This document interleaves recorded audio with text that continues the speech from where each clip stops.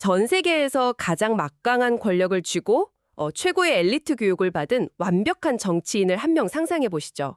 넘쳐나는 부, 절대적인 권력, 그리고 막 흔들림 없는 합리성까지 모두 갖춘 그런 사람입니다. 네, 상상만 해도 아주 빈틈이 없어 보이네요. 그쵸. 그런데 이 완벽해 보이는 정치인이 국가의 중대한 결정을 내리기 직전마다 막 비밀리에 무당이나 점술가를 찾아가서 조언을 구하고 있다면 어떨까요? 와, 그 진짜 현대 무슨 정치 스캔들 기사에서나 볼 법한 충격적인 폭로 같은데요. 맞아요. 그런데 놀랍게도 이 정확한 시나리오가 지금으로부터 약 2000년 전에 실제로 펼쳐졌습니다. 그러니까 권력의 정점에선 인간이 논리나 이성으로 통제할 수 없는 그 텅 빈 내면을 마주했을 때 결국 무엇에 기대게 되는지를 보여주는 아주 적나라한 역사적 장면인 거죠. 네네. 오늘 우리의 심층 탐구는 바로 이 지점에서 시작합니다.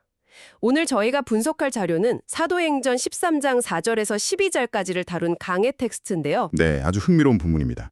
여러분, 이것을 그저 막 낡은 종교적 텍스트의 해석이나 고리타분한 옛날 이야기로 넘겨짚지 않으셨으면 좋겠습니다. 오늘 우리의 미션은 이 고대의 기록을 샅샅이 해부해서 그 권력의 이면, 인간을 움직이는 설득의 본질, 그리고 누군가를 근본적으로 변화시키는 힘은 대체 어디서 오는가에 대한 심리적이고 영적인 통찰을 추출해내는 것입니다. 기대가 되네요. 자, 이 내용을 하나씩 풀어볼까요? 먼저 자료는 우리가 매일 아침 눈을 뜨고 향하는 일상, 그 자체의 프레임을 완전히 뒤집는 도발적인 전제로 문을 엽니다. 여러분의 직장이나 학교를 떠올려 보세요. 네, 우리가 흔히 지옥철이라고 부르는 그 만원 지하철에 몸을 싣고 피곤하게 출근하는 그 길 있잖아요.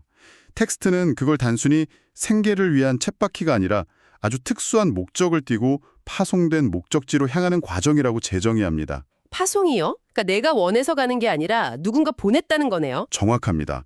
텍스트는 교회를 그저 사람들이 모여서 위안을 얻고 끝나는 어떤 정적인 공간으로 보지 않거든요. 오히려 에너지를 공급받고 여러분의 가정, 직장, 학교라는 세상 한복판으로 투입되는 전초기지로 묘사하죠. 아, 본문을 수장하는 바나바와 사울의 여정도 정확히 그 전초기지에서 출발하더라고요. 네, 맞아요. 안디옥 교회에서 시작되죠. 그들은 막 자신들의 커리어나 야망을 위해 여행 계획을 짠 게 아니었습니다. 자료는 그들이 성경의 보내심을 받아 출발했다고 명확히 기록하고 있어요.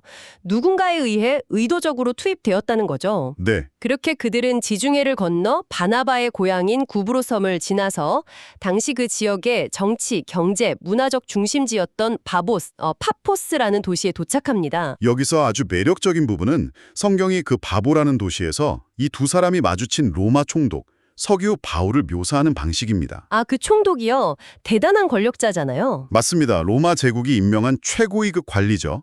그런데 텍스트는 그를 그저 무자비한 권력자가 아니라 지혜 있는 사람이라고 부릅니다. 이성적이고 학식이 뛰어나며 세상적인 기준으로 보면 단 하나의 결핍도 아쉬울 것도 없는 완벽한 엘리트라는 뜻입니다. 와, 진짜 다 가진 사람이네요. 그런데 그 남부러울 것 없는 엘리트가 자기가 먼저 바나바와 사울을 불러들여서 하나님의 말씀을 듣고자 갈망합니다. 네, 그 부분이죠. 모든 것을 다 가진 로마의 총독이 식민지 출신의 순회 전도자들에게 그 보이지 않는 영적인 진리를 구한다는 이 상황 자체가 굉장히 모순적이지 않나요? 그러니까 세상의 지위와 돈, 그 방대한 지식이 인간 영혼의 가장 깊은 결핍을 결코 채워주지 못한다는 것을 꿰뚫어보는 대목인 거죠. 서기와 바울은 겉으로는 온 섬을 호령하는 통치자였지만 내면에는 자신이 가진 권력으로도 어찌할 수 없는 아주 지독한 영적인 갈급함이 있었습니다. 아, 잠깐만요. 저는 자료를 읽다가 여기서 약간 의문이 들었거든요. 근데 어떤 부분이요? 그렇게 지혜롭고 똑똑한 합리적인 지식인이 왜 엘루마라는 박수무당을 자기 곁에 딱 붙여두고 절대적으로 의지했을까요?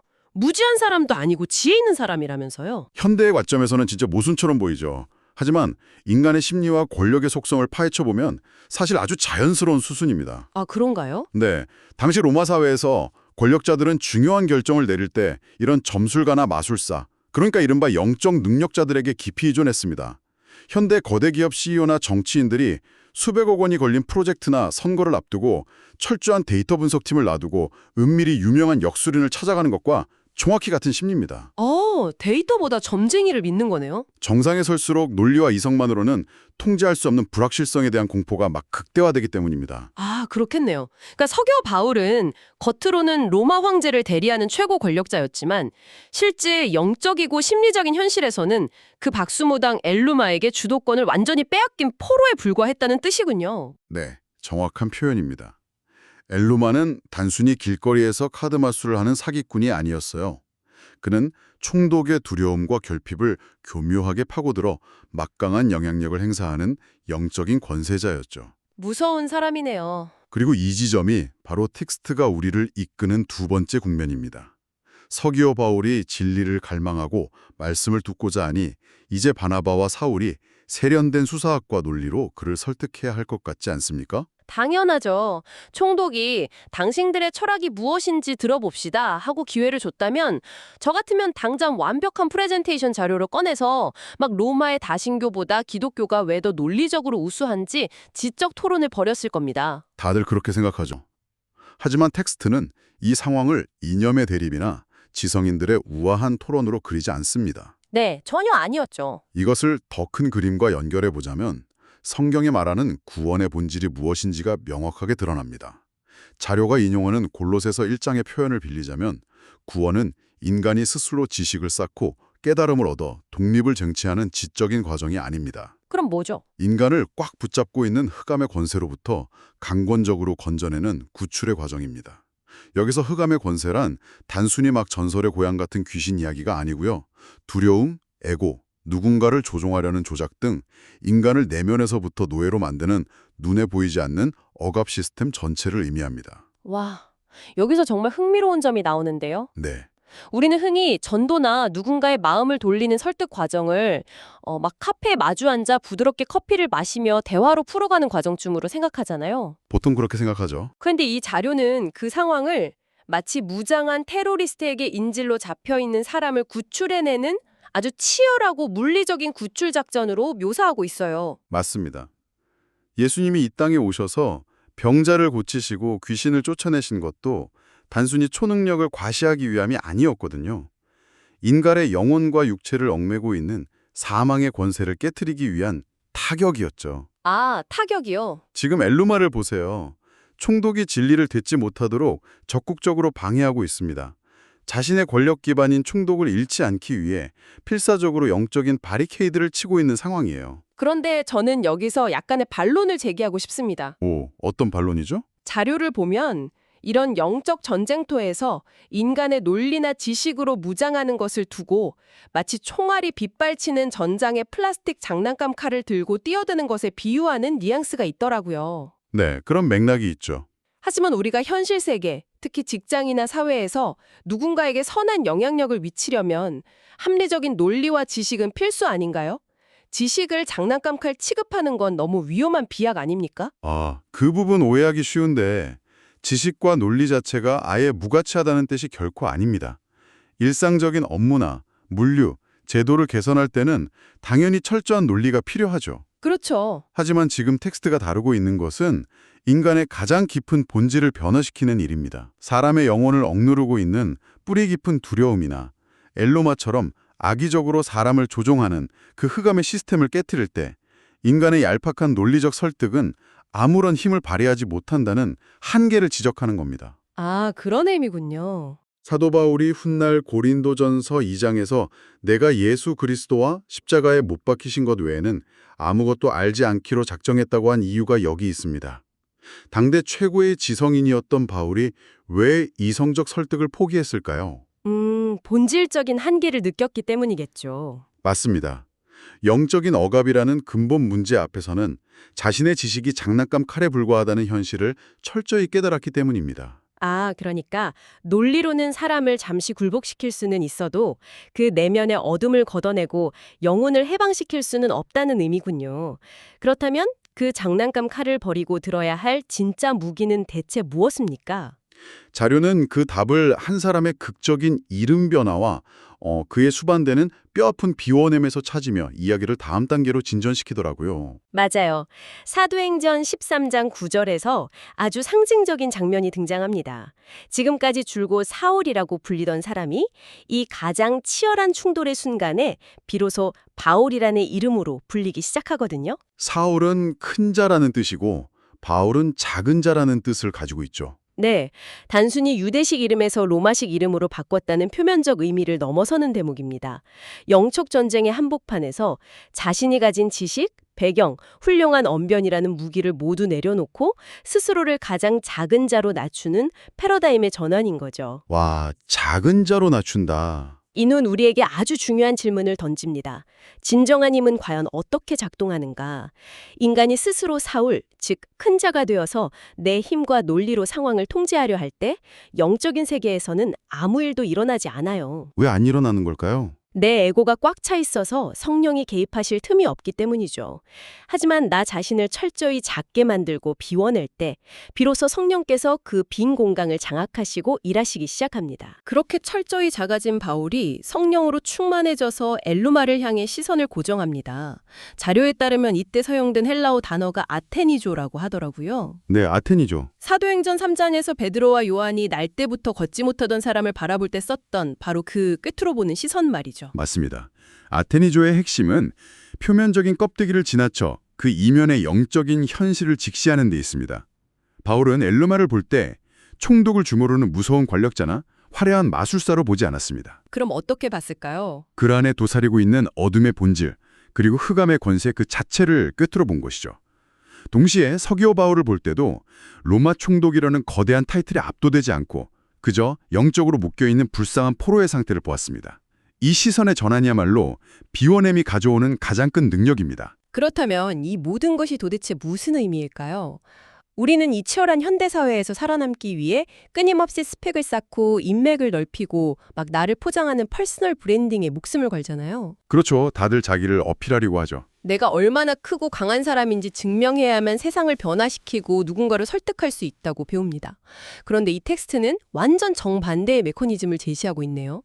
비유하자면 나라는 자아를 속이 꽉 찬 통나무가 아니라 속이 텅 빈 피리처럼 완전히 비워내야만 비로소 강력하고 아름다운 소리를 낼 수 있다는 거잖아요. 와, 속이 빈필이라는 비유가 이 텍스트의 작동 원리를 정확히 설명해 줍니다.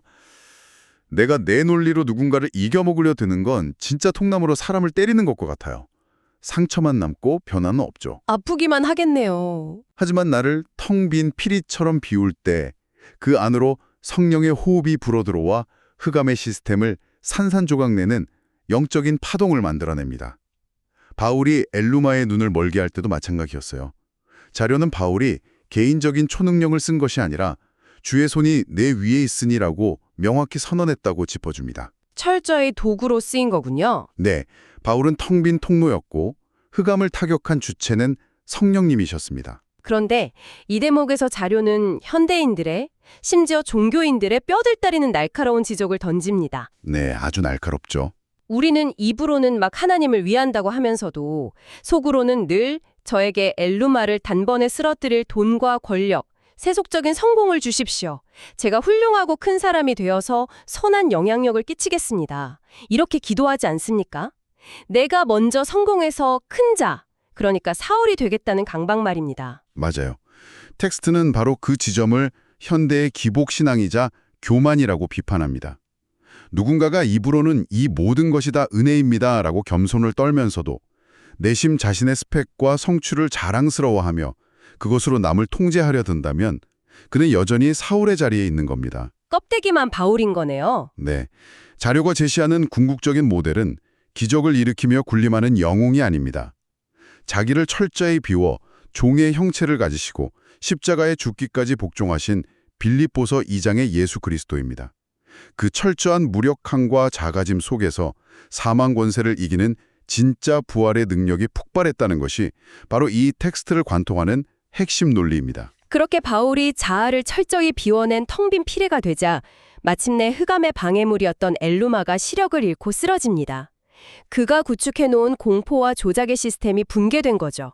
그리고 그 결과가 서기오 바울에게 극적으로 나타납니다. 네.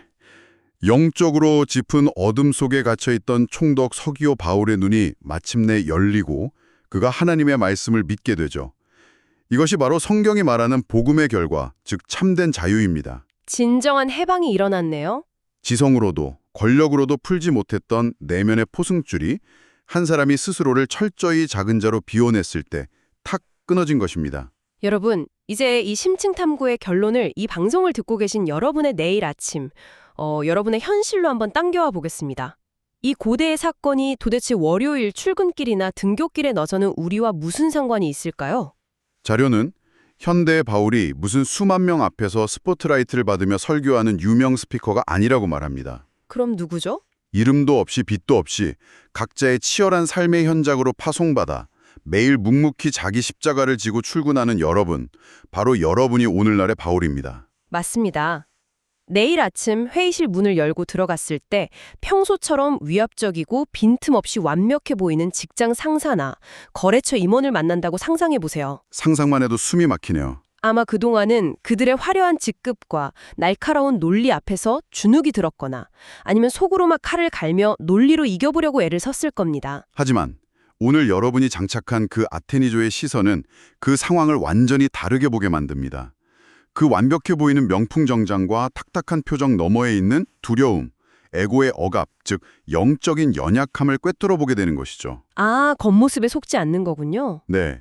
그 상사 역시 겉으로는 권력자 같지만 속으로는 엘루마와 같은 세상의 흑암 시스템에 묶여서 막 숨막히는 고통 속에 있는 현대판 서기오 바울일 수 있습니다. 이거 진짜 세상을 그리고 우리를 괴롭히는 사람들을 바라보는 렌즈 자체를 송두리째 바꿔버리네요.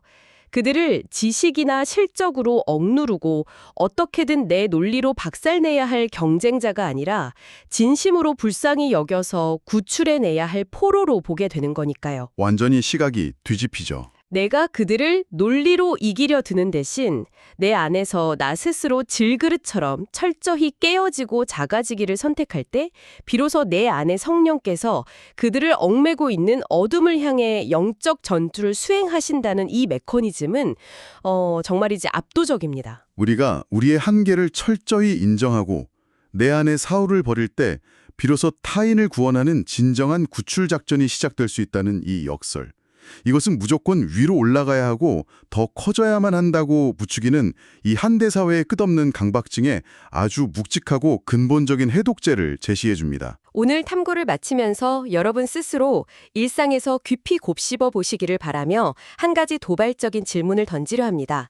오늘 자료에서 명시적으로 묻지는 않았으나 이 긴 논의를 거쳐온 우리가 반드시 직면해야 할 철학적 질문입니다. 네. 우리의 가정과 직장에서 가장 깊은 내면의 어둠을 깨트리고 누군가를 진정으로 변화시키기 위해 나 자신을 비워내는 바울이 되는 것이 필수 조건이라면 혹시 여러분은 어떠신가요? 하나님을 위해서다 혹은 막 더 나은 세상을 만들기 위해서다라는 그럴듯한 명분을 내세우면서 지금 이 순간까지도 여러분이 끝끝내 꽉 움켜쥐고 있는 사울의 모습, 그 큰 자의 모습은 과연 무엇입니까? 남들보다 내가 조금 더 똑똑하다는 걸 증명하고 싶은 지적 우월감일 수도 있고요. 나를 돋보이게 하려고 미친 듯이 쌓아 올리는 화려한 스펙일 수도 있겠죠. 아니면 정연한 논리로 상대방의 말문을 막히게 하고 완전히 굴복시켰을 때 느끼는 그 짜릿한 통제력일 수도 있습니다. 찔리는 분들 많으실 겁니다. 어쩌면 여러분이 상처받지 않기 위해 혹은 더 크게 쓰임받겠다는 핑계로 그토록 필사적으로 보호하고 부풀려온 그 위대함 자체가 여러분의 삶에서 진정한 변화와 구출 작전을 가로막고 있는 가장 거대한 엘루마일지도 모릅니다. 내가 큰 자로 남아있는 한 내 주변의 사람들은 결코 흑암에서 해방될 수 없다는 이 무서운 사실을 기억해야 합니다. 나의 지식과 논리라는 장난감 칼을 내려놓고 그저 텅 빈 피리가 되기로 결단하는 것.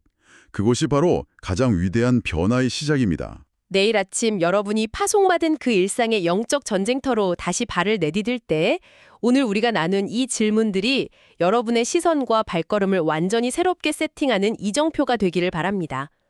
오늘의 심층 탐구는 여기서 마치겠습니다. 뜨겁게 긍휼을 품고 철저히 작아져서 진정한 힘을 발휘하는 여러분의 하루를 응원합니다.